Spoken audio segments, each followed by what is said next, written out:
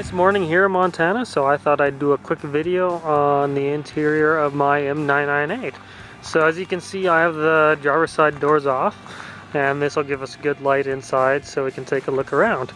Here's the dash. I ended up repainting the dash with black exhaust paint just because of its resilience and its ability to stick. As you can see, there's a tachometer in there, and I also have a radio tray that I converted to hold some binders, and I put cup holders in there. I just used some PVC and a bolt and a hose clamp. I have a CB radio mounted there, a few flashlights, a mount for my cell phone, and then over here you can see I also hooked it up to 12 volts, so that way I can use a cigarette lighter or USB charging. I had to run 12 volts for the CB radio anyway, so it just made sense. Over here on this side, you'll see the trays underneath the seats. This is typically where your rear seat goes. There's enough room under there to store 3 full-size ammo cans and then some. Over here you have another little compartment where you can put stuff, and then a slat down there which was originally intended to hold the backrest of the temporary seats in the 2-door models.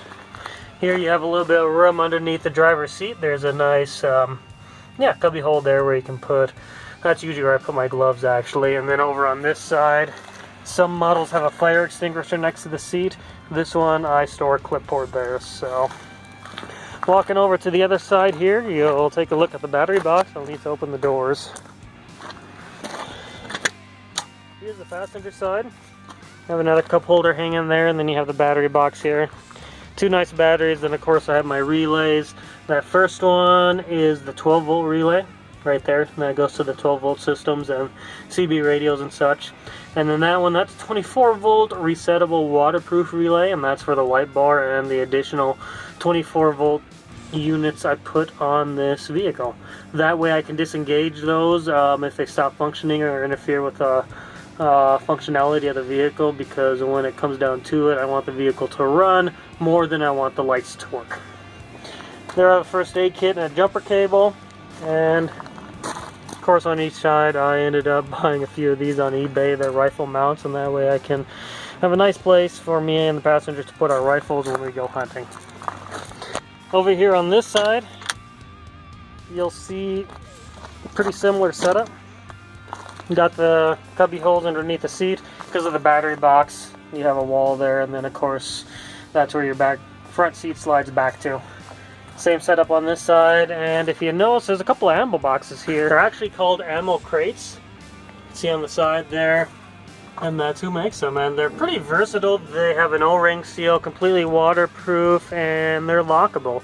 So what I did is I ended up cabling that to the rear bed hooks, which end up being behind each seat, so they're concealed. And then those go through a firearm lock that I had lying around, and it locks them to the vehicle and prevents opening of them. So now I have a nice way to store stuff in my vehicle and lock it so I don't have to worry about theft in the city.